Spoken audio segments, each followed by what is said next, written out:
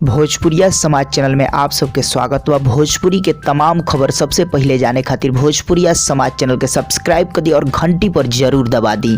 भोजपुरिया समाज, जी हाँ भैया, अभी के खबर में बहुत ही खास खबर लेके आई मैं। जी हाँ भैया, ये ऊ खबर बा जौन की आप सबके जानल भी जरूरी बा। जी हाँ भैया, सबसे पहले आप सबको बता दी, बात करो बनी पावर स्टार पवन सिंह एक फिल्म खातिर 500 लड़की, यानी उनमें बहुत सारा हीरोइन भी रह लो और मॉडल भी रह लो। जी हाँ भैया, वो 500 लड़की में से 499 गो लड़की लोग के रिजेक्ट कर देने। जी हाँ भैया, एक लड़की के सिलेक्ट करने थे, ये भी हमें वीडियो में बताएं कि कौना फिल्म खातिर, और वो एक लड़की के सिलेक्ट करने तो वो लड़की के यानी वो हीरोइन के का नाम बा जौन की पवन सिंह के फिल्म में नजर आई है। जी हाँ भैया, 500 लड़की में से जिनमें मॉडल और हीरोइन सब लोग सम्मिलित रहे, उनमें से एगो लड़की के पवन सिंह सिलेक्ट करने वो फिल्म के हीरोइन खातिर, अभिनेत्री खातिर। जी हाँ भैया, बहुत ही खास खबर बा।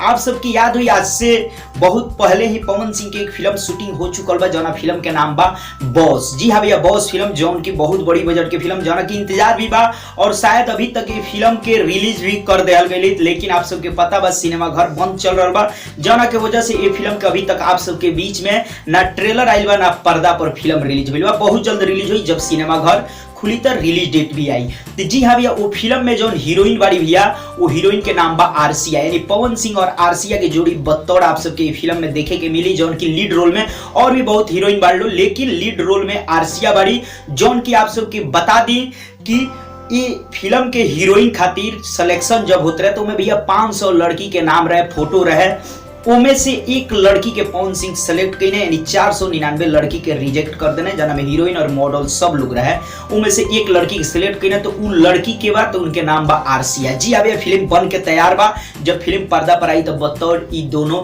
जोड़ी आप सबके देखे के मिली, पवन सिंह और आरसिया के। जी अब बॉस फिल्म खातिर पवन सिंह 499 लड़की के रिजेक्ट करने और उनमें से एक लड़की के सिलेक्ट करने, जना लड़की के नाम बा आरसिया। तो जी हाँ, एक बहुत बड़ा अपडेट रहा, जौन की आप सबके बतावल जरूरी भी रहा और बहुत लोग जानत भी हुई, लेकिन सब लोग के जानल जरूरी बा।